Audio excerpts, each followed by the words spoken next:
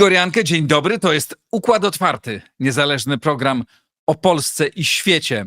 Dziś geopolityczny przegląd wydarzeń na świecie z profesorem Andrew Michtą. Za chwilę się z nim połączę, ale najpierw pozdrowię serdecznie wszystkich patronów, wszystkich Państwa, którzy wspieracie Układ Otwarty. Jestem za to niezmiernie wdzięczny. Dzięki Wam mogę ten program prowadzić. Dziękuję też wszystkim mecenasom, firmom, które wspierają Układ Otwarty. To jest niezwykle ważne i mam nadzieję, że jesteście coraz lepiej odbierani dzięki temu. Tyle zapowiedzi, łączę się z profesorem Michtą. A oto mecenasi Układu Otwartego. Casa Playa, lider na rynku nowych nieruchomości w Hiszpanii. Casa Playa to agencja nieruchomości, która wspiera Cię na każdym etapie zakupu. Kliknij link w opisie i pobierz darmowy PDF z przewodnikiem zakupu krok po kroku. Oanda TMS Brokers, dom maklerski oferujący możliwość inwestycji w instrumenty z całego świata, a także analizy, które pomogą Ci zrozumieć, co dzieje się na rynkach. Kliknij link w opisie. Rosnące koszty IT hamują rozwój Twojej firmy? Z AMSO możesz obniżyć wydatki nawet o 70%, wybierając polizingowy sprzęt IT sprawdzony, wydajny i gotowy do pracy. Sprawdź na www.amso.pl. Hallow, katolicka aplikacja dbająca o Twój rozwój duchowy. Medytacje, modlitwy, muzyka, audiobooki i treści do snu. Pobierz z linku w opisie.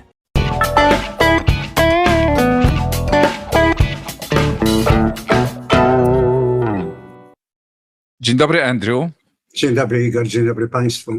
Jak się czujesz w Waszyngtonie, w stolicy państwa, które jest coraz bardziej kochane na całym świecie? Duńczycy, odwieczny sojusznik, czytam, że są wściekli. Grenlandczycy jakby zbiorowo jeszcze pół roku temu, czytałem też taki artykuł o tym, że kilka miesięcy temu jeszcze w zasadzie byli gotowi rozmawiać o bliskiej współpracy ze Stanami Zjednoczonymi. Teraz Donald Trump ich zjednoczył w niechęci. Wystąpienie ostatnie premiera Marka Carneya, nowego premiera Kanady, który mówi, to właściwie koniec takich relacji ze Stanami Zjednoczonymi, jakim byłem. A z drugiej strony byłem w Warszawie, uczestniczyłem w spotkaniu z sekretarzem generalnym NATO Markiem Rutte, który mówił bardzo dużo o tym, jak ważne są Stany Zjednoczone dla NATO i dla porządku na świecie. I tyle razy to powtarzał, że aż czuć było na kilometr, jak potężny jest ten problem ze Stanami Zjednoczonymi i tak naprawdę jak bardzo się tego obawia. Nie wiem, jak możesz to skomentować, ale proszę, powiedz, co o tym sądzisz? No powiem to, że to takie już naprawdę ta preokupacja Trumpem, czyli wszystko, jakiekolwiek dostaje pytania od różnych dziennikarzy, czy wiesz, z Europy, czy to z Francji, czy z Niemiec, czy z innych miejsc, jak również od przyjaciół, którzy są wojskowymi albo zajmują się polityką, no to właściwie po 5 minutach rozmowy wszystko się kończy, jakiekolwiek rozmowy o strukturach bezpieczeństwa i wszystko schodzi na właśnie ten Trump Derangement Syndrome. I ja o tym piszę, i staram się studzić głowy, mówić, że to, co Rutte podkreśla, że nie ma się relacji z tym czy z innym prezydentem w końcowej analizie. Oczywiście ta osobowość jest ogromnie ważna. I ja nie jestem zwolennikiem sposobu takiego rozmawiania z ludźmi, jak Donald Trump to robi. Jak o tym wiesz, znam się od lat. Ale kiedy jesteś politykiem, no to bierzesz wiesz, cytryny, które ci dano i robisz lemoniadę z tego, bo masz do załatwienia sprawy dla swojego państwa. I tu ja nie chcę odwracać, wiesz, rozmowy na to, co się dzieje w Europie, ale ja się bardzo niepokoję tym. Ja myślę, że Rutte, który jest poważnym politykiem, słyszałem go ostatnio osobiście w Rammstein, kiedy tam był, i on rzeczywiście stara się jak może, on się dwoi, on tutaj przylatuje, jeździ po Europie, stara się przekonywać ludzi, dlatego że Mark Rutte ma bardzo jasne zrozumienie tego, co by się stało, gdyby doszło do zerwania więzi transatlantyckiej. Ona jest w tej chwili taka trochę poszarpana, niestety, dlatego że i wypowiedzi ze strony amerykańskiej, i reakcje ze strony europejskiej, też o tym pisałem niedawno, tworzą tego rodzaju napięcia. Polityka to nie jest konkurs popularności tak naprawdę. To znaczy ja jestem krytyczny odnośnie tego, co administracja robi, jeśli chodzi o relacje sojusznicze. Dlatego, że sojusze są naprawdę wspierające i pomnażające zdolności amerykańskie. Ale nie tyle, że on naciska, tylko jak on naciska. To znaczy ja uważam, że to, że mówiliśmy o tym wielokrotnie, że Europa jest tak rozbrojona i zachowywała się dosłownie, z wyjątkiem państw flankowych, tutaj wiesz, oczywiście wykluczam to, zachowywała się tak, jakby rzeczywiście nic ich nie interesowało, bo Stany Zjednoczone mają bazę i będą bronić i tyle, prawda? A więc to od dawna jest zaniedbanie takie, o którym powinno się było mówić. No natomiast wiesz, sposób uprawiania polityki zrobił się bardzo chropowaty w tej chwili. Wypowiedzi, ja myślę, że to jest też trochę część naszych zmian kulturowych i tego, co się stało z social media, co się stało z internetem. Ale Andrew, gdyby to była tylko kwestia języka, kultury, zwyczajów, to byśmy się nie przejmowali, to ja bym mówił, o jak straszne, że tak Trump mówi, prawda? A ty byś mówił, nie chwytaj go za słówka, ważne jest, co robi. No ale tutaj to, co robi, jest również niebezpieczne. Sam napisałeś tekst o tym, że polityka amerykańska wobec Rosji jest niedobra dla wspólnego bezpieczeństwa. Jest przede wszystkim niedobra dla Stanów Zjednoczonych. No. I dla mnie jest rzeczą naprawdę trudną do zrozumienia, że to się nie manifestuje. Dlatego, że Stany Zjednoczone patrzą w tej chwili na potencjalny konflikt kinetyczny z potęgą przemysłową, jaką są Chiny, krajem, który ma zasoby ludnościowe wielokrotnie większe od Stanów Zjednoczonych, a ma zdolności produkcji marynarki wojennej, kilkaset chyba razy większe, jeśli chodzi o wydolności stoczniowe w tej chwili. I zbroi się na potęgę. I poza tym jest zapraszany niestety, no powiem to już tak bezpośrednio, przynajmniej tak jest kuszony, żeby wejść w politykę europejską. Nie chodzi tylko o ekonomię. Tu chodzi również o sprawę twardego bezpieczeństwa. Więc ja uważam, że to, co się dzieje na osi Rosja-Stany Zjednoczone, jeżeli rzeczywiście dojdzie do spełnienia żądań Putina, bo to, co Putin już osiągnął, to administracja Trumpa wyjęła go z izolacji. To jest pierwszy punkt. Pamiętaj, że to spotkanie, które się odbyło w Arabii Saudyjskiej bez Europejczyków i bez Ukraińców, to było de facto postawienie, danie Putinowi ogromnie wygranej. On nagle został postawiony na poziomie interlokutora największego mocarstwa na świecie. Więc to jest duża wygrana. I ja uważam, że w końcowej analizie, wiesz, te wszystkie marzenia o Kissingerze na odwrót, że tam, prawda, przynajmniej się uda trochę światła wstawić między Rosją a Chińczyków. Porównywanie do lat 70. jest bezsensowne, dlatego że Nixon i Kissinger tak naprawdę skonsumowali to, co już było zrobione, czyli była wojna w 1968 roku, Surrey River Clashes, wiesz, tego rodzaju rzeczy. Była absolutna animozja między Chińczykami a Rosjanami, właściwie od początku, kiedy Chruszczow odmówił dania im technologii nuklearnej, wtedy tam zaczął się robić tarcia. Natomiast w tej chwili jest zupełnie inna sytuacja. Rosja jest tak zależna od Chin. Bez Chin nie byłaby w stanie kontynuować tej wojny. I teraz, jeżeli my będziemy ciągnąć tą trajektorią, Igor, to może dojść do tego, że podstawowe raison d'être, że tak powiem, Sojuszu Transatlantyckiego zostanie postawione na głowie. Dlatego, że wszystkie dokumenty i plany regionalne i operacyjne są robione jako Rosja, jako przeciwnik, prawda?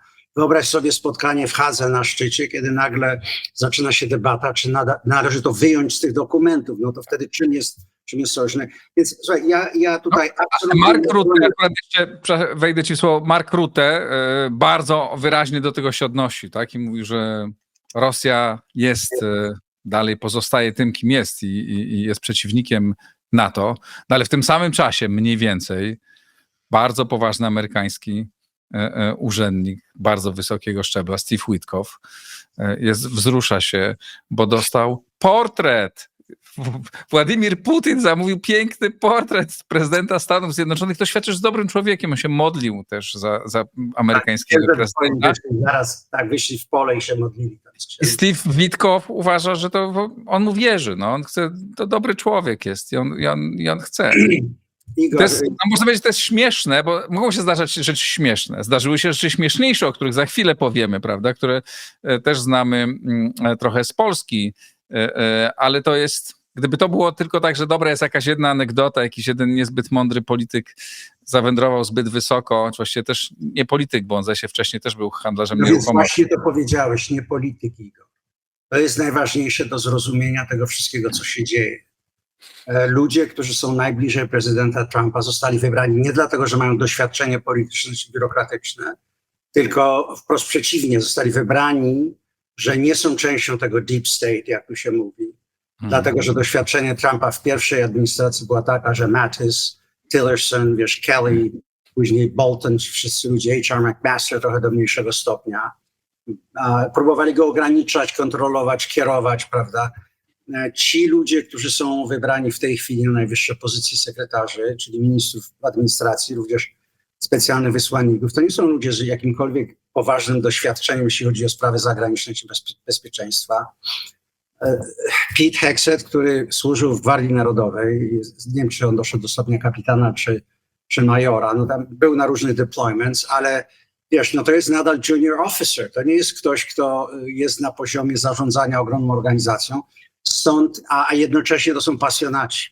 To są akolici, którzy chcą naprawdę pokazać, że oni rozwalają ten system, który rzeczywiście potrzebował reformy, natomiast oni się rzucają na to z wszystkim. No i Witkoff, już wracając do ostatniego komentarza, Witkoff, będąc w tej podróży, jest manipulowany przez doświadczonego KGB-sznika, który mu tam opowiada dyrdymały, wiesz o tym, jak on tam w Topole wyszedł i się modlił, ikonę mu namalował, czy jakiś tam portret. Prosty chłop w Czechach, Polsce, gdziekolwiek, by zrozumiał, walnąłby się w głowę.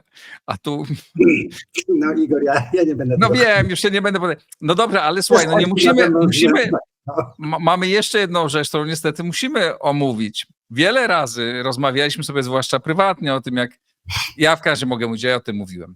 Jak polskie państwo jest z tektury, jak straszna jest polska polityka, jak te obozy się żrą nawzajem, w Stanach to samo.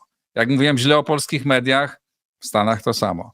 Mieliśmy taki jeden z grubszych rzeczy w polskiej polityce, kiedy wyciekły maile wysyłane przez jednego całkiem, moim zdaniem, porządnego polityka z prywatnych skrzynek. Zarządzali poważnymi sprawami. Ale nikt w Polsce nie zarządzał atakiem na drugie państwo przez sygnał, co się stało w Stanach przez tych pasjonatów niedoświadczonych. I nie zaprasza do tej rozmowy jeszcze redaktora naczelnego gazety, która nie bardzo lubi ten rząd. Powiedz mi, czy twoim zdaniem to w ogóle jest możliwe, żeby przypadkowo tak wrzucić i nikt nie zauważył przez, nie wiem, rozumiem, długą dyskusję, że jest z nami na tej grupie jakiś niepożądany człowiek i to nie byle jaki? Czy to może to była jakaś, bo to już trudno uwierzyć, że tu nie ma jakiejś spiskowej teorii za tym, że ktoś tego nie wymyślił. Igor, po pierwsze w polityce i w rządach wszystko jest możliwe. Więc my tu w Polsce wiemy to bardzo dobrze. Zacznijmy od tego, ale już zupełnie poważnie. Słuchaj, Signal jest aplikacją, która jest instalowana na rządowych telefonach. I ona może być używana do nieklasyfikowanych takich już porozumień się, dlatego że to jest point-to-point encryption i w związku z tym jest chyba z tych komercjalnych aplikacji najbardziej bezpieczna. Zresztą ty i ja używamy tego też do komunikowania się ze sobą, więc to jest komercjalna aplikacja. I ja do tej pory nie mogę sobie wytłumaczyć, co naprawdę motywowało do tego rodzaju dyskusji, poza tą właśnie pasją, akolitów, w tym, że my tutaj już... Pamiętaj, że sekretarz Hegseth jest od dawna właśnie człowiekiem, który chce wrócić ten etos wojownika do Departamentu Obrony.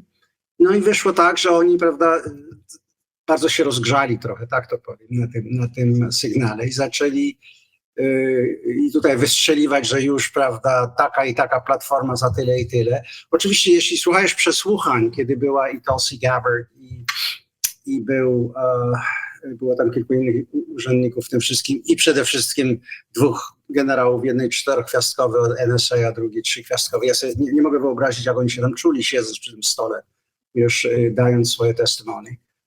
Dlatego, że OPSEC jest podstawowa. Zresztą wyszło bardzo dużo komentarzy od polityków, kongresmenów i kobiet, które służą też jako congressmen. Z ogromnym oburzeniem, którzy dawniej służyli w wojsku, czy byli w Air Force, czy w tym. Po prostu takie rzeczy się nie robi. administracja po prostu twardo twierdzi, że tam nie było żadnego naruszenia. Myślę, że z tego będzie jakaś, jeżeli im się uda to zakleić w tej chwili, to z tego nie będzie żadnej inwestygacji. Natomiast to jest bardzo ważny moment, dlatego że mówimy o kilku miesiącach nowej administracji, kiedy pryncypałowie stają, że tak powiem, w świetle i coraz częściej mi się wydaje, Donald Trump będzie się musiał zastanawiać, do jakiego stopnia to oddanie jest warte ryzyka i czy gra jest warta świeczki, chyba się tak mówi po polsku. Nie? No więc to mnie sugeruje parę rzeczy. Raz, że to są nadal jednak w dużym stopniu niedoświadczeni ludzie, bo oni nie byli w biurokracjach, nie operowali, wiesz, w pewien sposób. Jest cały system JWIX i inny w Stanach Zjednoczonych do klasyfikowanej komunikacji. Każdy z tych ludzi, który jest na górze, ma skief u siebie, czyli bezpieczne miejsce u siebie w domu, nawet gdzie żyje, to mu się tworzy, ma dojście do instrumentów komunikacji. Więc to była taka kawalerskość, wiesz, takie wsiadamy w siodło, bardzo polskie musisz przyznać, nie? Wsiadamy w siodło, ale słuchaj, to jest coraz więcej. Stany Zjednoczone podążają za Polską, ale w wielu sprawach, ale niestety w tych słabych. Tak, więc to był ogromny błąd. Poza tym na szczęście nic się nie stało, bo gdyby to było przechwycone i rzeczywiście Houthi by ustawili swoje systemy antyrakietowe, bo im się udało zestrzelić kilka tych dronów amerykańskich. Nie udało im się, raz strzelili we F-16, ale pilot efektywnie to skorygował.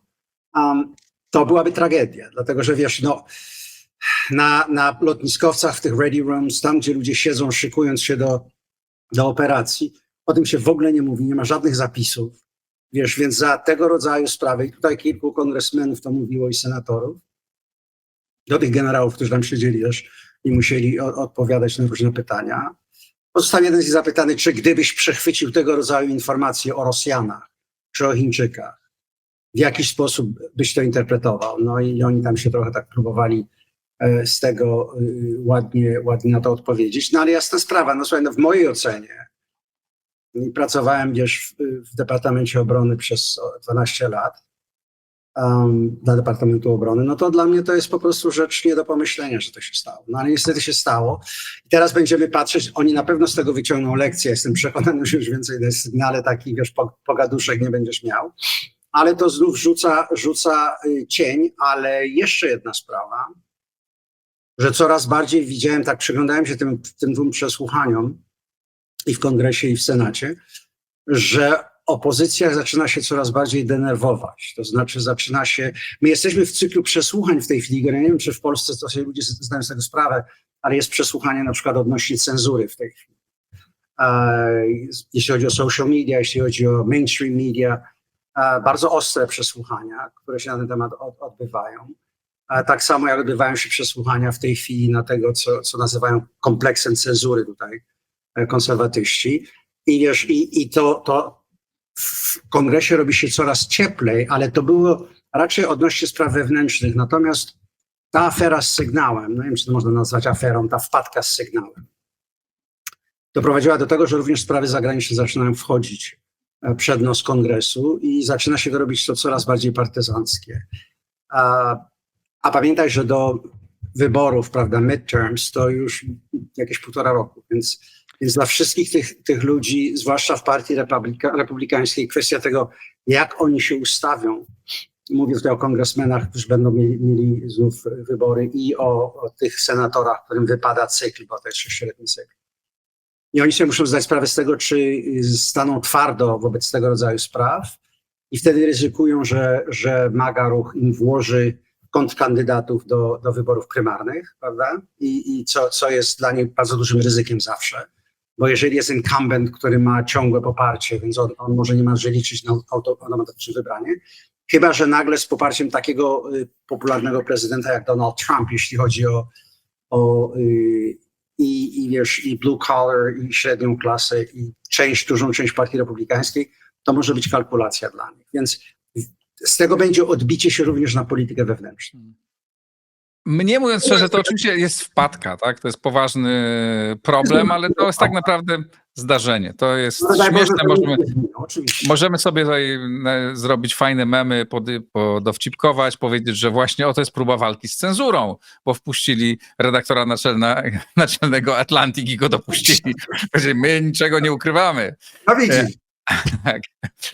Ale to nie jest, z mojego punktu widzenia to jest oczywiście ciekawe i no, można być bulwersujące, ale to nie jest najpoważniejszy problem. Tak? To poważne jest to wszystko, o czym mówimy. Ukraina, Rosja, Grenlandia. Jeszcze przy Ukrainie, jeżeli możemy chwilę. No, pojawiła się znowu informacja, że jednak wróciła pierwsza wersja umowy, propozycja umowy tej dotyczącej metali ziem rzadkich, no, która właściwie wszędzie jest określona tym mianem kolonizatorska. No to jest taka też upokarzająca dla Ukrainy i to też wizerunkowo, no z jednej strony, prawda, tu jeden kraj upokarzamy, a od drugiego przyjmujemy piękne obrazy i rozmawiamy jeszcze o tym, pojawiają się informacje o tym, że są jakieś rozmowy, to nie tylko Rosjanie chyba przekazywali na temat uruchomienia Nord Stream 2, tak? Czy Nord Stream w ogóle. Z rosyjskimi mediami. Tak, ale to były. Tak, ale to ja zdaję sobie sprawę, że nie tylko wrzucam. Natomiast sprawa umowy no jest, dotyczy Ukrainy i to nie z rosyjskich mediów.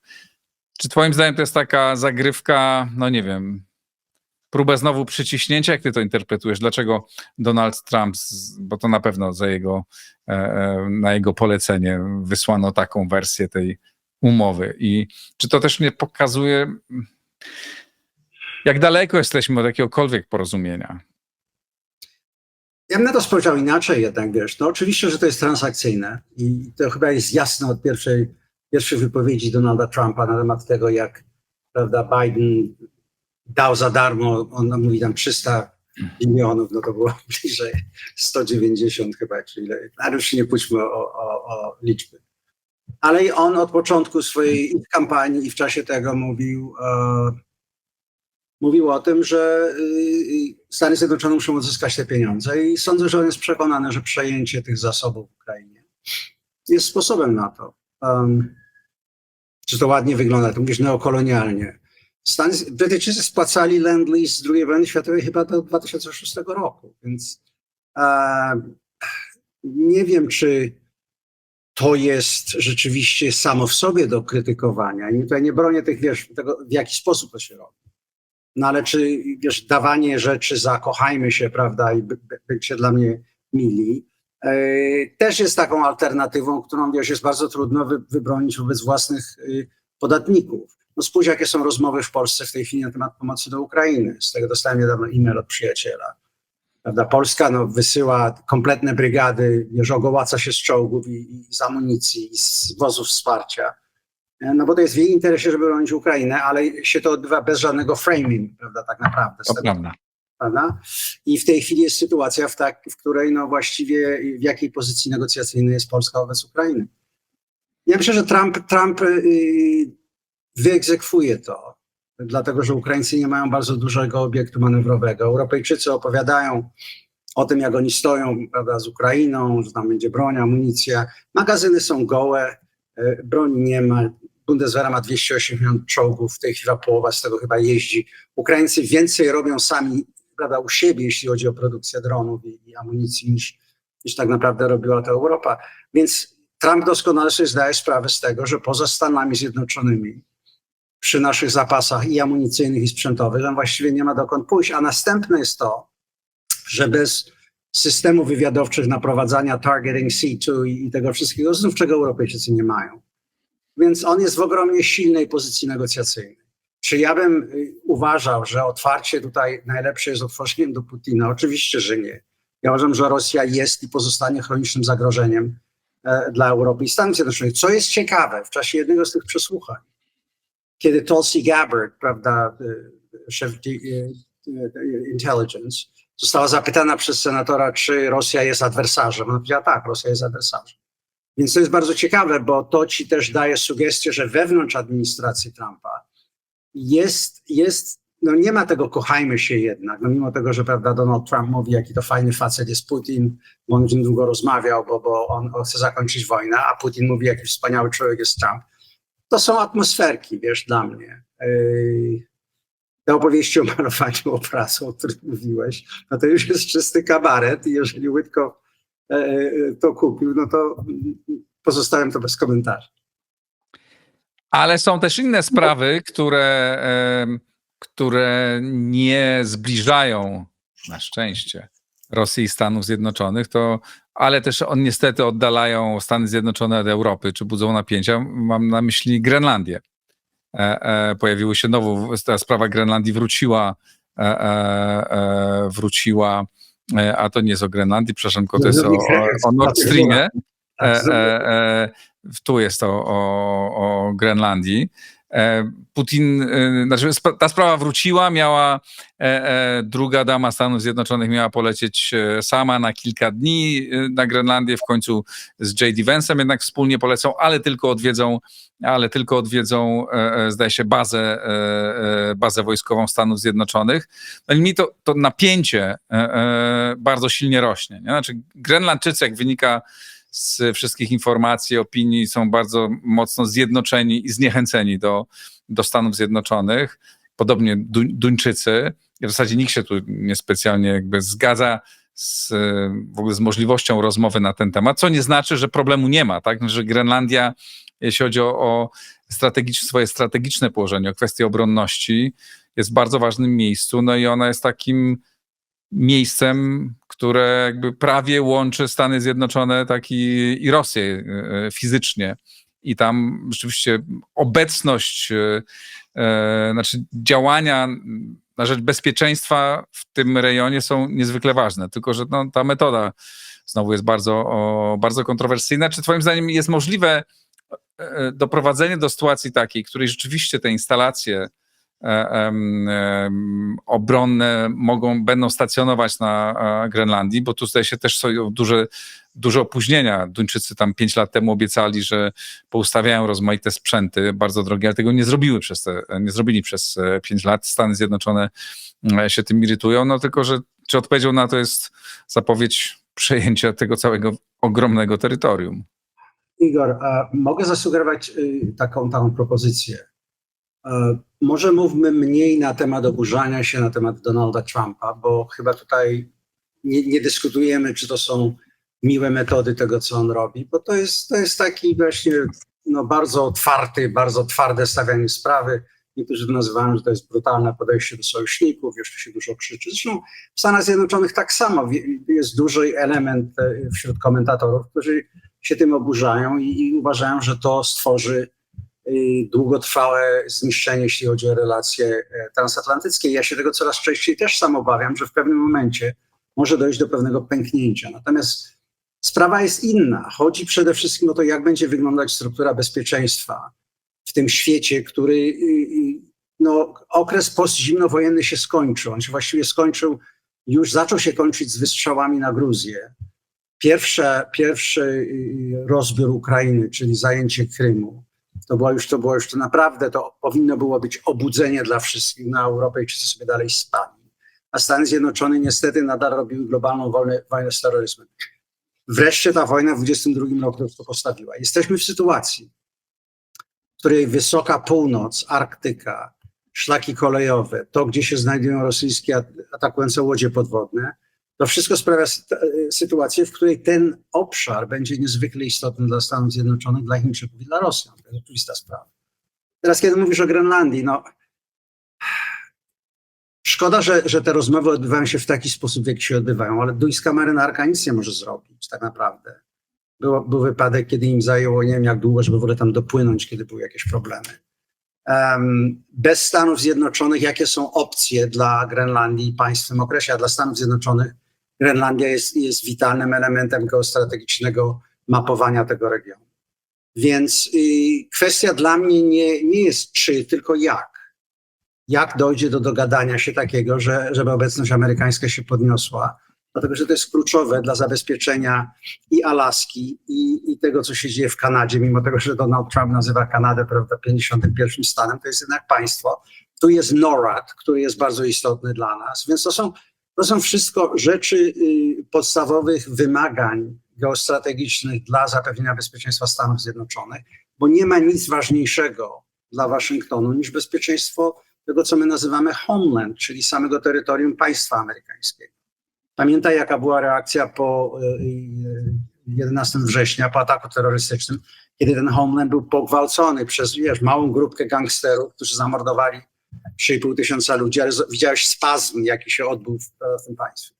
Więc tutaj dla mnie, jeżeli chcesz rozmawiać o tym, jak tam się wszyscy oburzają na tego Trumpa, to możemy to kontynuować, ale... No nie, ja nie miałbym nic przeciwko temu, znaczy myślę, że nikt nie miałby w Europie nic przeciwko temu, czy nie, może nie nikt, ale niewielu miałoby w Europie coś przeciwko temu, gdyby padła propozycja, no to porozmawiajmy o tym, jak rozwiązać ten problem, tak? Jak zwiększyć obecność w ogóle instalacji militarnych na Grenlandii. To pewnie podejrzewam, że to by można było bardzo, bardzo łatwo rozwiązać, nie? No ale no nie to proponuje Donald Trump. Być może to jest jego celem, tak? Trudno powiedzieć, co jest jego celem, bo jak zawsze nie wiemy w ostatnim czasie. On jest real estate developer, Igor. On jest real estate developer i media guy, prawda?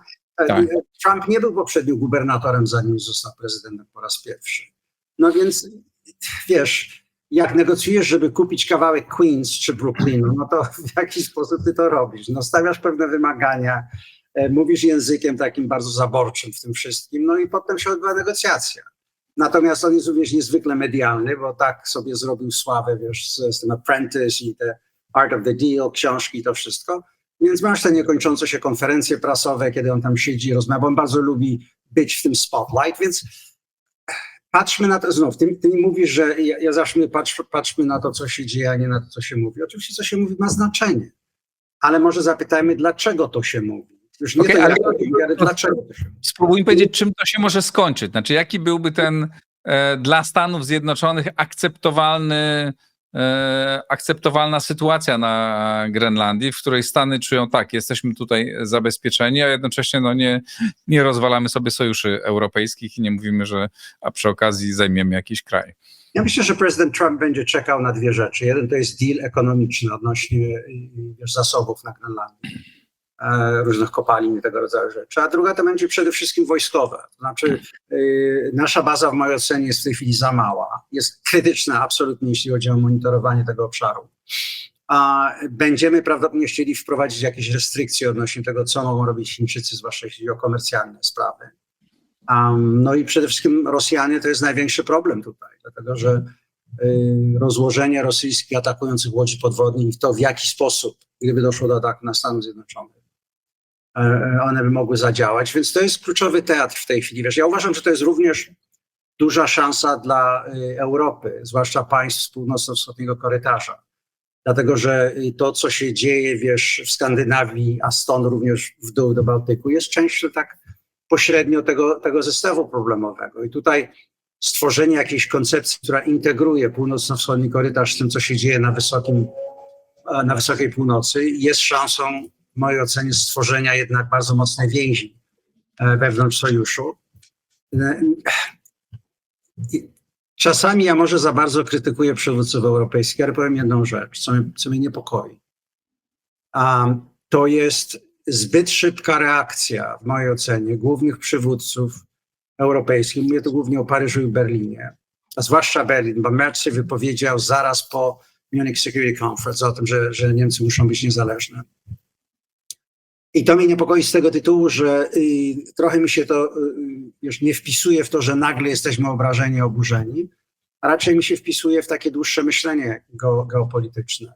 No wiesz, bo w małżeństwie, jeżeli nagle mąż mówi, wiesz co, ja się zastanawiam, czy myśmy powinni ze sobą być, no to odpowiedź nie jest od razu z tej małżonki, no to ja się z tą rozwodzę i wychodzę, tylko powiedz mi, co się stało, w jaki sposób możemy to poskładać, zwłaszcza w relacji, która ma 75 lat, bo tyle ma lat soju.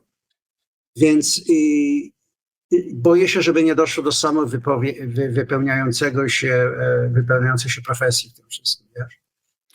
I słyszę bardzo dużo, rozmawiałem niedawno z przyjaciółką w Paryżu, która jest bardzo blisko w tych właśnie rozmowach i ten element golistyczny, który się w tej chwili naprawdę zaznacza, wypowiedź w Polsce, o ile pamiętam, chyba to był polski rząd, który dał ten statement, gdzie premier Tusk mówi, że Polska chce nadal, żeby ten sojusz istniał, bo on jest krytyczny, ale z drugiej strony też mówi o pewnej niezależności, czy o pewnej zdolności, prawda, stania na własnych nogach. To są wszystko messages, które idą w ręce tych ludzi w Waszyngtonie, którzy chcieliby przyspieszyć ten proces desagregacji. A ja uważam, że powinno się dziać cokolwiek innego. Byłem niedawno na takiej rozmowie, kiedy właśnie przedstawiłem moją pozycję i ten drugi analityk powiedział, no co oczekujesz, że w momencie, kiedy się obraża sojuszników europejskich, że powinni przyklęknąć i powiedzieć, no dobrze, przepraszamy, co mamy zrobić. To nie chodzi o przyklękanie. To nie chodzi o przyklękanie. To chodzi po prostu o twardą, konkretną rozmowę ze strony sojuszników europejskich, która nie jest wtopiona w ten jakiś sos ideologiczny. Bo ja sądzę, że jednym z podstawowych problemów w relacjach w tej chwili, tak zresztą było w czasie pierwszej prezydentury Trumpa, jest, że Donald Trump i MAGA są absolutnie poza mainstreamem europejskim. W związku z tym jakiekolwiek sposoby nawiązywania kontaktu, bo to dla przeciętnego liberalnego polityka w Europie to nie są ludzie nawet z tego, co oni pamiętają jako konserwatywna partia republikańska. To jest zupełnie inny, to jest ruch taki jacksoński, amerykański, który się tutaj odbywa, który dokonuje burzenia pewnych struktur systemowych, posługuje się zupełnie innym językiem. Zresztą w tych rozmowach na Sygnale widziałeś komentarze na temat Europy, prawda? Że znów będziemy ratować tych Europejczyków, że tam było patetyczne, to wszystko jest tego rodzaju rzeczy. No wiesz, w Polsce akurat uważam, że ta rozmowa, znaczy to jest też takie dla nas dobre pobudzenie, że my musimy myśleć samodzielnie, tak? No musimy przede wszystkim budować swoją odporność, swoją strategię samodzielnie, nie licząc na wszystkich wokół, tylko licząc się z tym, że różne rzeczy mogą się zdarzyć. I w związku z tym jest dyskusja, czy powinniśmy wszystko kupować w jednym kraju, prawda? Czy raczej już bardzo poważnie myśleć o tym, dobrze, no a co się stanie? Nie chodzi o to, żeby się odwracać teraz od Stanów Zjednoczonych, bo jak wiesz, ja też jestem wielkim zwolennikiem relacji transatlantyckich, no ale też nie jestem zwolennikiem pełnego uzależnienia się, prawda? I doprowadzenia do sytuacji, w której wola jednego człowieka może nagle bardzo utrudnić sytuację obronną, sytuację bezpieczeństwa tego kraju. Nie? Więc jakby my też musimy myśleć o tym, w jaki sposób traktować naszych nawet najpoważniejszych sojuszników jako partnerów, ale takich, którym też możemy im stawiać i żądania i też im pokazywać rozmaite alternatywy. Ale odwrócę to, co powiedziałeś, jeśli pozwolisz. Co jest dla mnie bardzo dziwne w tym wszystkim, że państwo tak zagrożone jak Polska, no naprawdę hub liniowy sojuszu, z ogromnymi odpowiedzialnościami, ta cała rozmowa nie powinna się, bo ty mówisz uzależnieni od woli jednego człowieka, no a z drugiej strony uzależnieni od woli jednej pani i szeregu biurokratów w Komisji Europejskiej. Ale nikt ale w Polsce nikt nie mówi o tym, że mamy teraz zostawić sojusz ze Stanami Zjednoczonymi i być częścią europejskiej armii. Tak? W to w Warszawie nikt nie wierzy. Prawda, wiesz, to... Igor, będę bardzo, to jest bardzo prosta sprawa. Mhm. Każde państwo, to co mówię, to są oczywiste rzeczy. Każde państwo i każdy rząd powinien się fokusować na sobie i budować alianse i sojusze w oparciu o kalkulacje absolutnej relatywnej siły tego państwa, położenia geopolitycznego, historii i tej wszystkich spraw. Natomiast to, co jest dla mnie niepokojące, że te dwa obozy polityczne wydają się odbijać od ściany do ściany. I Polska ma jedno zadanie w mojej ocenie i tu znów ja bardzo lubię Finów, dlatego że lubię małe, skonsolidowane narody tak naprawdę. No, co zrobili Finowie? Finowie zbudowali siły zbrojne, mają zdolności produkcyjne. Szwedzi odbudowują pierwszym priorytetem Polski powinno być zbudowanie własnego przemysłu obronnego do takiego stopnia, że w wypadku zagrożenia jest w stanie zaopatrywać i w systemy, i w amunicję. Ile fabryk amunicji masz w Polsce? Ile miało być zbudowanych? Oczywiście, że tak. To jest bardzo ważne. I dopiero wtedy, czyli wiesz, miałem taką rozmowę, kiedy byłem w Warszawie i jeden z ludzi użył wyrażenia przytulić się do Ameryki, czy przytulić się do Europy. Ja powiedziałem, może się przytulić do Polski, proszę pana. No To jest właśnie. nowa sprawa. No właśnie. Czyli zbudować strategię obronną kraju, który... Słuchaj, Polska jest średniej wielkości państwem. Ma przeciwko sobie przeciwnika, który, jeżeli Polska zostałaby nagle sama, absolutnie sama, byłaby w bardzo trudnej sytuacji. Ale jednocześnie, jeżeli zbuduje potencjał zbrojeniowy taki, że ten drugi będzie wiedział, że jest mu w stanie wybić zęby, jest go w stanie uderzyć głęboko.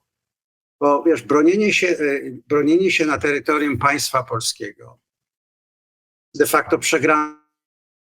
Więc tutaj, które powinny być przedyskutowane w polskim Sejmie, w polskim rządzie, opozycja się powinna zejść tutaj razem z obecnie rządzącymi i wypracować strategię bezpieczeństwa, która ma przede wszystkim zdolności budowania systemów command and control, którymi Polacy zarządzają. To jest dopiero oferta dla przyszłych sojuszników, czy obecnych sojuszników, czy oni są, wiesz, na zachód od Polski w Europie, czyli wtedy jest rozmowa z Berlinem w zupełnie innej kategorii. Nie jakieś tam trójkąty weimarskie, będziemy robić to i to. Polska jest wtedy naprawdę dużą siłą wojskową i rozmową ze Stanami Zjednoczonymi. Mamy konkretnie takie asety, potrzebujemy to i to i to. To są podstawowe rzeczy geostrategii. Pełna zgoda. Zresztą zapraszam ciebie i państwa w niedzielę. Będziemy rozmawiać z generałem Tomaszem Piotrowskim, którego znasz dobrze, również na ten temat. Bardzo dobrze. Pole, zapraszam państwa na tę rozmowę za dwa dni. Oczywiście, że to jest niezwykle ważne i oczywiście, że fantastycznie, że podjęliśmy decyzję o tak dużych wydatkach, ale przez te 3 lata od wybuchu wojny nie zrobiliśmy, nie chcę powiedzieć nic, ale zrobiliśmy bardzo niewiele. Ukraińcy wybudowali fabryki dronów, tak? Ukraińcy uruchomili swoją produkcję w tak trudnej sytuacji, fabryki amunicji, a myśmy nie byli w stanie zbudować pół fabryki amunicji w tym czasie. Dlaczego ty mnie o to pytasz? To jest... Nie, to nie jest pytanie do ciebie, tak? Ja jakby mówię to jako swój komentarz do sytuacji, do naszych widzów i słuchaczy, po to, żebyśmy naciskali na rządy, bo to jest i poprzedni rząd, i ten, tak? Zrobili, to bardziej obciąża poprzedników, którzy mieli tę możliwość zrobienia. Ci wejdę w słowo. Ja również wrócę tutaj do rzeczy, które w Stanach Zjednoczonych są zaniedbane bardzo mocno. To znaczy, już senator Wicker mówi o minimum 5% na zbrojenie, które trzeba wydawać. No niedawno, wiesz, prezydent Trump ogłosił, że F-47 będzie budowany 6. generacji samolot, więc wspaniale, tylko że my mamy bardzo dużo zaniedbań, jeśli chodzi o produkowanie masowe, szybkie i relatywnie taniej broni. Wiesz, no budujemy te wspaniałe, takie exquisite systems, jak właśnie jak był F-22 i teraz będzie F-47. Natomiast brakuje jednej rzeczy, ja o tym kiedyś napisałem artykuł, to jest taka dosyć interesująca historia. Ja uważam, że Stany Zjednoczone od momentu, kiedy Nixon zrezygnował z poboru do wojska, dlatego że chciał uspokoić kampusy wtedy, to był szczyt wojny w Wietnamie. Kampusy się uspokoiły uniwersyteckie, prawda, ale jednocześnie myśmy stracili coś bardzo ważnego. Ja mam ciągle te rozmowy z oficerami tutaj, bo profesjonalni oficerowie armii amerykańskiej są zwolennikami jednak armii ochotniczej, dlatego że to są ludzie zmotywowani, którzy przychodzą, mają skill set, wiesz, chcą to robić. Natomiast armia poborowa to jest armia, wiesz, w której znajdują się również ludzie niechętni. Natomiast ja napisałem artykuł taki dla Real Clear Defense, to możesz znaleźć, gdzie napisałem, że Stany Zjednoczone powinny odtworzyć Narodową Służbę Wojskową. I wiesz, z jednego powodu. Ja tutaj również uważam, że w Polsce potrzebna jest debata na ten sam temat. Tu nie tylko chodzi o rezerwy i zasoby ludzkie. Tu chodzi o pewien element socjalny. Stany Zjednoczone są tak etnicznie, rasowo, wiesz, i regionalnie podzielonym krajem. To jest ogromny kraj, znasz to, byłeś tutaj. Są obszary w Stanach Zjednoczonych no, niemalże bez ludzi, prawda? Więc służba wojskowa była historycznie w Stanach jedynym miejscem, gdzie spotykali się ludzie ze wszystkich klas, ze wszystkich ras etnicznej do pochodzenia. Wiesz, i przez ten rok, czy ile oni tam siedzieli, w tych barakach robiąc różne rzeczy razem, odkrywali, jak ja to powiedziałem, że jednak istnieje większy naród, że oni sobie coś są winni. To tworzy zaufanie społeczne, również to tworzy poczucie patriotyzmu i to tworzy poczucie również współodpowiedzialności za drugiego obywatela. Zawodowe armie niestety to eliminują. Wiesz, ja uważam, że na przykład fiński model, w którym każdy służy od 18 do 60 roku życia, oni są szkoleni ciągle, wiesz, odnośnie do ich specjalizacji wojskowych. Spójrz na poziom zaufania społecznego do rządu na przykład, prawda, i odpowiedzialności za obronę i zdolności przede wszystkim tworzenia armii. To jakby, kiedy byłem w Helsinkach ostatnio, mieliśmy briefing taki na temat właśnie tej brygady ćwiczebnej i oni są w stanie, to małe państwo, 5,5 miliona ludzi, wystawić naprawdę ze strzelenia z palca 280 000 wojsk. A jeżeli będzie narodowy kryzys taki, że jest to egzystencjalna sprawa, mobilizacja cywilnej i wojskowej obrony, to jest jakieś 800 000 ludzi. W mojej ocenie w Polsce potrzebna jest debata na ten temat. Nie chcę ci dawać tanich rad, ale odnośnie właśnie Narodowej Służby Wojskowej, ale nie w tym stylu, że wiesz, bo są strasznie złe wspomnienia z komuny, prawda, z tego PRL-u, że tych ludzi ciągnięto do tego wojska, ale naprawdę stworzenia systemu, który rzeczywiście przygotowuje narodową resilience, wiesz, i który tworzy rezerwy, które nie są takie, że ktoś tam pobiegał przez kilka miesięcy z karabinem po polu, ale że ma skillset, który może być wykorzystany w wypadku obrony. I tutaj już... To jest niezwykle ważne. W pełni się z tobą zgadzam i my tę rozmowę tu prowadzimy i też w niedzielę o tym będę rozmawiał z generałem Piotrowskim również na ten temat. Myślę, że to wspomniałeś tam przez moment o spójności społecznej. Myślę, że to jest coś niezwykle ważnego, z czym my w Polsce też mamy tutaj ogromny problem i to jest świetny moment nawet dla polityków. Ja się dziwię, że tego nie wykorzystują, bo to by tak naprawdę moim zdaniem, jak zrobione to umiejętnie, to by również tym, którzy to wprowadzą, przyniesie długofalową popularność, mogłoby przynieść długofalową popularność, bo ludzie rozumieją zagrożenie. I odbudowę zaufania, tej spójności społecznej i zaufania do państwa, do instytucji państwa, a tym samym na końcu do polityków. Tak byłoby też większe. No na razie u nas jest... Bo to jest bardzo ważne, wiesz? I mam nadzieję, że z Tomkiem o tym porozmawiasz. Bo to jest bardzo ważne dlatego, że o ile w Stanach są te... Bo w Stanach możesz przejść przez całe swoje życie, jeżeli jesteś pewnym człowiekiem klasy wyższej. Nie mając żadnego kontaktu z ludźmi z innej klasy, czy z innej etniczności, z innej rasy, poza tym, że ci przyjdzie jakaś pani wyczyścić dom, prawda? Wchodzisz w ten taki zamknięty obszar, gdzie twoje są domy, wiesz, gated community, jakby nazywamy, czyli społeczność z bramami, gdzie inni nie wchodzą, wsiadasz w samochód, prawda, swoją Teslę, jedziesz do biura i znów. Więc do czego zmierzam? Te podziały, które widzisz i to, że ludzie coraz mniej rozumieją, jak wyglądają inne regiony państwa. W mojej ocenie, to wiesz, uderzyło mnie, kiedy jechałem z córką przez wschodnią część Polski. Wiesz, jechaliśmy zobaczyć Malbork i tam różne rzeczy, więc jak jechaliśmy trochę tą drogą. I zatrzymałem się i zdałem sobie sprawę nagle, że w Polsce te podziały, o ile w Stanach to są podziały rasowe i klasowe, w Polsce one są klasowe, ale one są też regionalne. To znaczy ludzie z dużych miast i ludzie z tych małych miasteczek, przez które jechałem, są od siebie rozdzieleni. Oni potrzebują platformy, żeby, wiesz, zejść się i żeby znaleźć, że to, co ich dzieli, jest mniej ważne od tego, co ich łączy. I tutaj nie chcę, wiesz, brzmieć jak jakiś boy scout, ale w kategoriach społeczności amerykańskiej powiem ci taką osobistą historię, kiedy po raz pierwszy o tym pisałem i tyle hejtu dostałem, Igor, na social media, kiedy zacząłem mówić o National Military Service. I moja córka, która była wtedy jeszcze w college'u, mówi, tak, no chcesz nas wszystkie w te combat boots powsadzać. Ja mówię, nie, to nie musi być każdy, wiesz, biegający w mundurze, to może być służba cywilna. No, kto by pomyślał, że ona potem sama zostanie kapitanem w armii amerykańskiej, ale to pojęcie służby, wiesz? To pojęcie tego, że odkrywasz, że coś jesteś winien drugiemu obywatelowi. Ja uważam, że problemem w ogóle społeczności demokratycznych w tej chwili, ja to widzę w Stanach na co dzień, to jest załamanie się tej współodpowiedzialności, kiedy elity mają wrażenie, że one rządzą nad obywatelem, a nie żeby wypełniać życzenia obywatela. I to trwało zbyt długo, wiesz, i w związku z tym dochodzi w tej chwili do takiego spazmu. Wiesz, Make America Great Again, to nie tylko chodzi o odbudowanie przemysłu, to chodzi o pokazanie dużego palca ludziom z Waszyngtonu, z Nowego Jorku, z San Francisco. Więc tu jest ten jacksoński element w polityce amerykańskiej. Ja nie sądzę, że Europejczycy to dobrze rozumieją. Też tak myślę, to oczywiście ten powody tego są bardzo, bardzo głębokie. wróćmy do omawiania tego, co się dzieje na świecie, a teraz zwłaszcza w Europie. Wszystko krąży wokół tego samego tematu. Teraz chciałbym, żebyśmy przez moment o Ukrainie i o tym, kto ma dać te gwarancje bezpieczeństwa Ukrainie. Tak? No Amerykanie powiedzieli,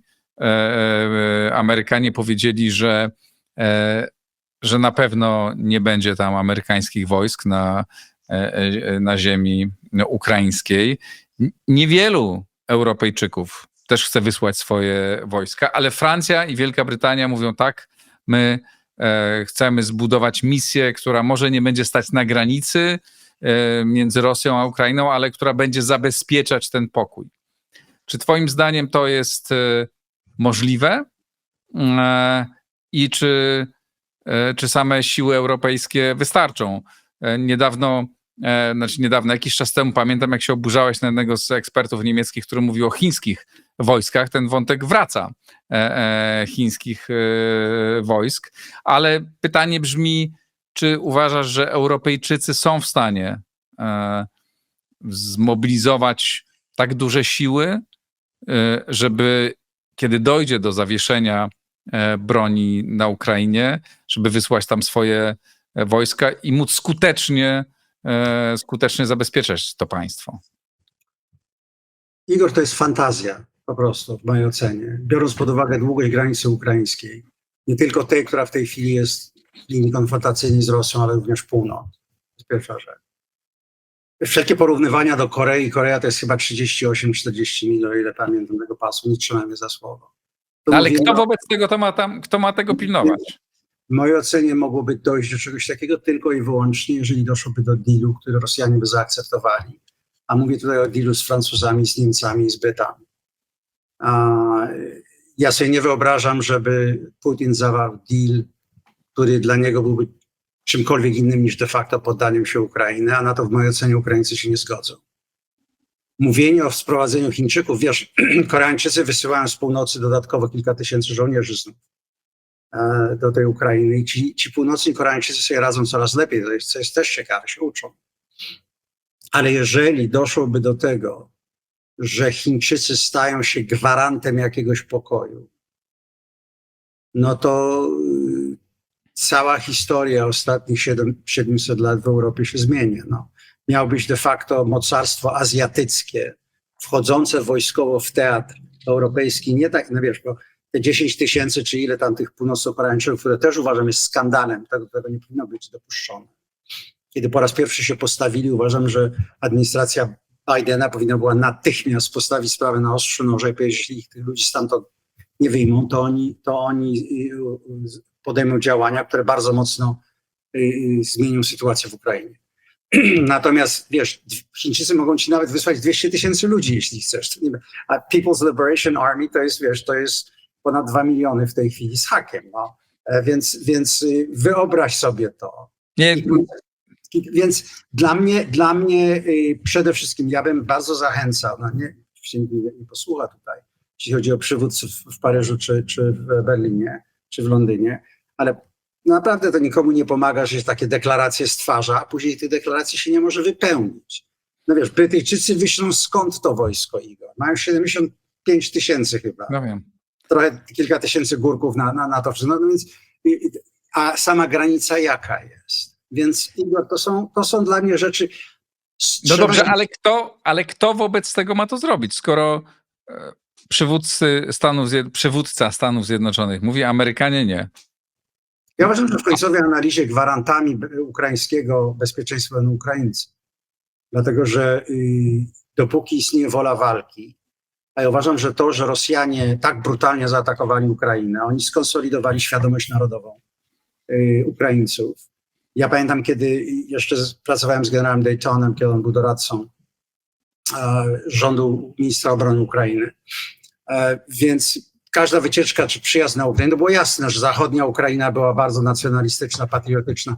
Wyglądała nawet środkowoeuropejsko, zwłaszcza jeśli pojechałeś do dużych miast. No, Kijów był taki rozlazły, no jak wiesz, trochę tego.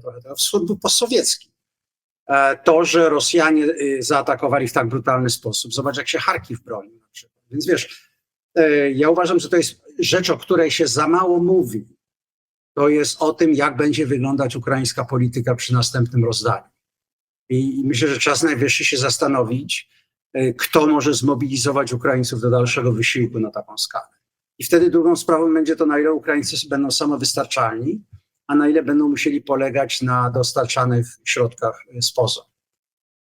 Natomiast wiesz, wysłanie żołnierzy francuskich czy angielskich tam, bez naprawdę gwarancji amerykańskich albo dogadania się z Putinem, nie będących pod 5 artykułem sojuszu, to jakbyś im tarczę na nosie pomalował. No.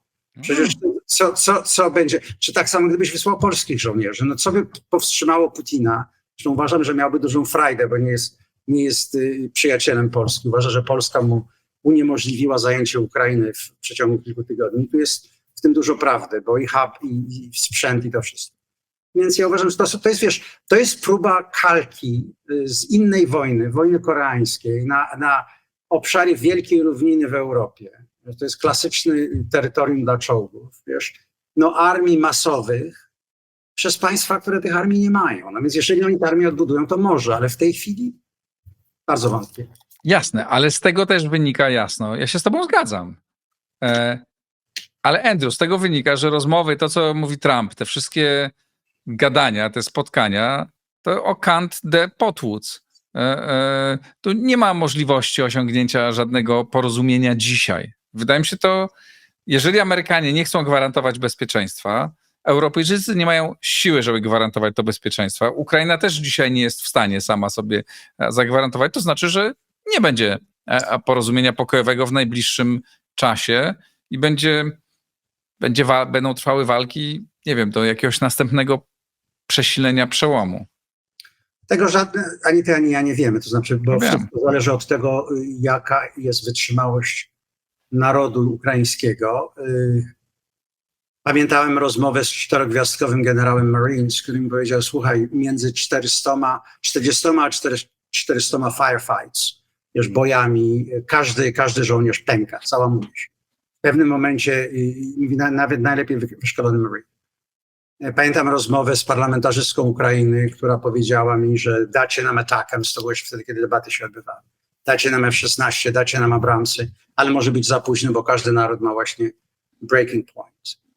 To nie znaczy, że całe społeczeństwo tak będzie. Ty znasz Ukrainę bardzo dobrze, jeździsz tam. Widzisz pewien poziom wyczerpania, opadające morale. Wiesz, ci żołnierze, którzy jadą do tych okopów, potem nie mają możliwości odpoczęcia, tam siedzą, wiesz, bez przerwy w tych koszmarnych warunkach. No więc to jest jedna z największych niewiadomych i o której my nie rozmawiamy. Ja zawsze, tutaj w Waszyngtonie, jak rozmawiam z analitykami czy z politykami, to ja mówię, słuchajcie, wy planujecie Ukrainę, jakby to było rozegranie jakiejś partii szachu. Natomiast Ukraińcy mają głos w tym wszystkim. To jest kwestia ich przeżycia egzystencjalnego jako narodu. Jeżeli oni tę wojnę przegrają, to Putin ich wsadzi większość mężczyzn w swoje systemy zbrojeniowe. Oni po prostu wejdą z ledżeru natowskiego, tak naprawdę do ledżeru rosyjskiego. I on ich zrusyfikuje i będzie eradykował. Natomiast czy mu się to uda, wiesz, bo on albo chce mieć Ukrainę, albo chce ją zniszczyć, albo będzie miał reżim jakiegoś takiego, prawda, papet, któremu będzie robił to, co chciał, albo on tą Ukrainę będzie nadal niszczył. Ale tego rodzaju, wiesz, próby nigdy nie wiadomo, jak one się naprawdę skończą, a poza tym ja również uważam, że Rosja nie ma nieograniczonych zasobów. I tu najważniejsze są Chiny. Dlatego, że przyjdzie moment, jeżeli ta wojna się będzie ciągnąć, Igor, do 26, powiedzmy, i przez 26, to według moich analiz coraz bliżej będziemy momentu, w którym postsowieckie zasoby się będą wyczerpywać. Mówię tu głównie o czołgach, ale również innego rodzaju sprzęt. I wtedy Chiny będą miały decyzję do podjęcia, czy nadal chcą prowadzić tą proxy war i zaczną wysyłać nie tylko komponenty i elementy, jak to robią w tej chwili, ale chińskie czołgi, chińskie transportery, a może nawet chińskich żołnierzy. Więc wiesz, wtedy mówimy o eskalacji, z której robi się to po prostu konflikt światowy. Więc jesteśmy w sytuacji, w której, wiesz, my się fokusujemy ciągle na tym, jak ten deal będzie wyglądał, co jest możliwe. Ja sądzę, że dojdzie do jakiegoś porozumienia z Ukrainą w sensie tego, że Donald Trump podpisze jakieś porozumienie dające amerykańskim kompaniom dojście do ukraińskich środków. Jak daleko to pójdzie, nie wiem. Nie wiem, jak się rozegra wewnętrzna polityka ukraińska. Ty to znasz lepiej, prawda? Następne wybory prezydenckie, co z tego będzie? Nie wiemy, prawda? Ale wybory będą dopiero po zakończeniu wojny, a nie wiemy, kiedy będzie zakończenie wojny. Tego też nie wiemy. Natomiast politycy się zużywają. No pamiętaj, że Zełenski, który był traktowany jako najwspanialszy przywódca, jednak wśród nawet swoich ludzi, kiedy czas płynie, prawda, i to wykrwawienie się odbywa. No i ostatnia sprawa, co się będzie dziać w Azji i co się będzie przede wszystkim dziać w wewnętrznej polityce amerykańskiej. Wiesz, bo my jesteśmy w trakcie bardzo poważnej rewolucji, jeśli chodzi o pewne założenia, jak funkcjonuje państwo, jak funkcjonują instytucje tego państwa, które agencje pozostaną jako kluczowe. Wiesz, mówi się o nowej force posture w Europie, co o tym warto może kiedyś porozmawiać, dlatego że to będzie bardzo poważna rozmowa, będzie miała ogromny wpływ na bezpieczeństwo Polski, co do tego, jak będzie wyglądało deployment amerykańskich sił, gdzie one będą, wiesz, jak będą bazowane.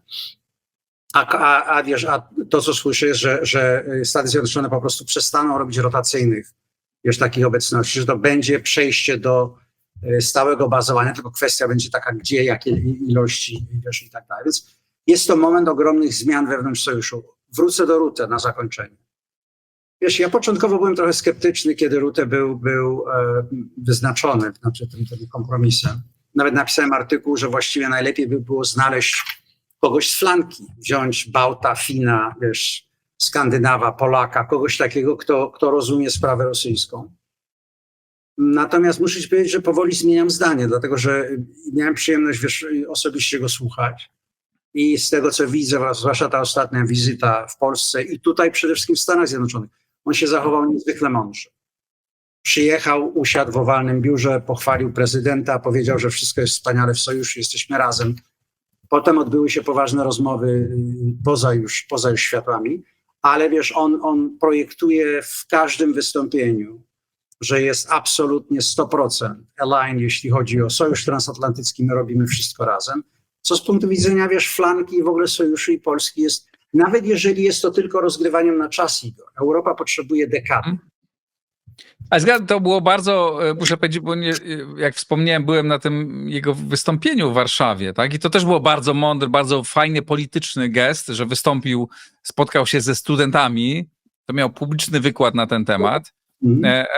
I to tak jak powiedziałem trochę ironicznie, że on bardzo tyle razy mówił o Stanach Zjednoczonych, że to było słychać, widać i czuć, że mamy problem ze Stanami Zjednoczonymi, ale bardzo wyraźnie to mówił, tak? I to było, zgadzam się, bardzo, bardzo dobre i ważne, że to mówił też w Warszawie, nie? Więc to miało znaczenie. To o tym amerykańskiej obecności na pewno będziemy rozmawiać. Będziemy rozmawiać z profesorem Michtą jeszcze tutaj wielokrotnie, mam nadzieję, ale umówiliśmy się, że będziemy rozmawiać co drugi tydzień. Bo raz, że Andrew jest bardzo zajętym człowiekiem, dwa też, że tych tematów, no nie chcemy powtarzać ciągle, czasami pewne rzeczy się powtarzają. Mówiliśmy się, że będziemy rozmawiać co 2 tygodnie, no chyba, że będziecie państwo pisać w komentarzach masowo, że wam się, że chcecie częściej, wtedy będę mógł podsyłać to profesorowi. Ja z góry przepraszam państwa, mam akurat w tej chwili 2 bardzo duże projekty, które prowadzę i będzie to jednak wymagało dużo czasu z mojej strony, ale to jest dla mnie zawsze wielka przyjemność z państwem rozmawiać, no i z Igorem się tutaj posparować. No. I dla nas i też to duży zaszczyt i przyjemność intelektualna. Andrew, bardzo serdecznie ci dziękuję. I jeszcze jeden apel. Ukraina jest ciągle w potrzebie i ciągle ta zbiórka na samochód, który zbieramy, jeszcze nie jest zakończona, już niewiele trzeba, ale link tam jest, możecie państwo dorzucić. Andrew, dziękuję ci serdecznie. Dziękuję, Igor, dziękuję państwu. To wszystko. Bardzo państwu dziękuję. Jeśli chcecie dorzucić do tego samochodu, który ma walczyć na Charkowszczyźnie, to zachęcam, to jest ciągle potrzebne i za 2 tygodnie widzimy się z Andrew Michtą, a zapraszam też na niedzielę na rozmowę z generałem Tomaszem Piotrowskim. Dzięki serdeczne, do zobaczenia, miłego weekendu.